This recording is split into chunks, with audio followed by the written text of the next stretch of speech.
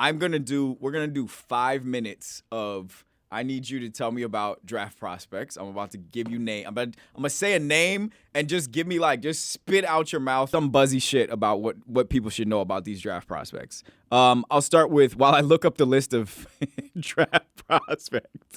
I'll start with Bryce Young. What do people need to know? Bryce Young's a tremendous talent, obviously undersized, but I think he's going to be special in the NFL. Why do you think he's gonna be special?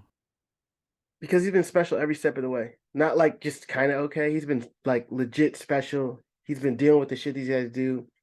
An amazing passer, elite movement in the pocket, great improvisation skills. Why do people? This is not what I just said it was going to be, but why are people so obsessed with his size? Should they be as obsessed as they are about the size of him? It's not so much to me. It's not so much about how tall he is, but it's just his physical build. Right? He's really, really slender. He's really built kind of like you, and you're a tiny guy. But you're getting tiny. You just told me in Atlanta that I was not a small person, bro. But you're tiny. You just said that to me. You'd be tiny for football. Oh, yeah. Come on, son. So he's tiny. He's going to be getting hit by 300-pound dudes landing on top of him. He's going to be dealing with that all football game, and that just wears on you as a human being. All right. I'm not letting no niggas call me tiny. So I'm 35 years old, bro. I'm not letting nobody call me tiny, dog. All right. My bad, big nigga. My bad. Nah, it's cool. I'm kind of dog. I'm like 160 now. I'm solid. All right. Anthony Richardson.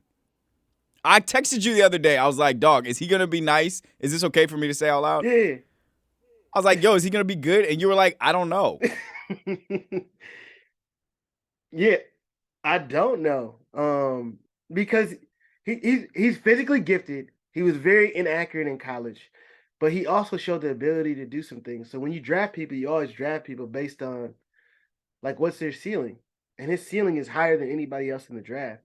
But also his floor is pretty low because he's so he'll miss some easy shit. He'll miss a layup, right? And then he'll go tween, step back, 3 from 30 feet. You're like, my dog, you can do this, and you're out here blowing layups. Come on, fam. So if he can get his layup package together, then he'll be special. All right. I got 2 more for you, and then we're gonna talk to Tweez, who's on the call-in line. CJ Stroud. CJ Stroud, as consistent as they come. He never really had a chance to get drafted number 1. And the reason I say that because they don't draft black people like that in the number 1 overall pick. They gonna poke holes in you when you a real black dude. You a real nigga. He's not gonna you know what I'm saying? So when you act in that way, not even in a bad way, he just ain't 2-parent household, super clean cut. He ain't a Jack and Jill type, right? He's a real dude. And when you act like that, they gonna poke holes in you. And I think that's a little bit what CJ Stroud's experience. Okay, no doubt. Yo, next time we're gonna do a whole episode on Jack and Jill because I was in Jack and Jill growing up, obviously, and it came up in the. I forgot. My came bad. up in the. No. It's. Bro, I have such. I wrote about it in the book I have that's coming out early next year. I wrote about dog, this shit's fucked up. We gotta figure this out. This is not going great. What's happening right now in the stratification of black classism is not going great. And in the rap shit writers room, Jack and Jill came up. I was the only person in there in Jack and Jill, and it was I would say it was a rough conversation for me to be a part of. It hurt my feelings. But it was cool. All right, last person. I'm not even going to ask you if Will Levis yes or no. Is Will Levis going to have a big career? Because then there's a follow-up question. No. Okay, thank you. Why is media so invested in white quarterbacks being great? Why the quarterback position? Why is that sort of the last hold on for the white sports fan to rally around? Because they feel like that's what they're supposed to do. We're built to do this. It's like if a bunch of black dudes started being CEOs of Fortune 500 companies. They'd be whoa. Especially if there's somebody who covered that and talked about that every day. They'd be like, nah. Let me find the most average white boy. He's going to do it better than this super talented, freaking nature black dude who could do everything you'd ever want. Will Levis is the discount brand of everything. In terms of the quarterback, he's like, when you go to the grocery store and all this shit is in boxes, and then you got the bag shit at the bottom. He's the bag shit.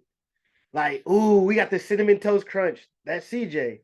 He's like the cinnamon stuffers, right? That's him. And then the cocoa, and then he's the chocolatey pops. Like he's the off brand of all the dudes in the draft. He's the C version of all of them and everything that they do. And they trying to make his average ass the top. Like if he goes top 5, I know the game's fucked up. It's rigged. Not that I didn't know it was rigged before, but we're really doing something wrong. You looking for the best athlete? Go Anthony Richardson. You looking for the best pocket passer? Go CJ Stroud. Looking for the best overall quarterback who's done the most? Go Bryce Young. You can do any of those things. But if you're just looking for average, just go with Will.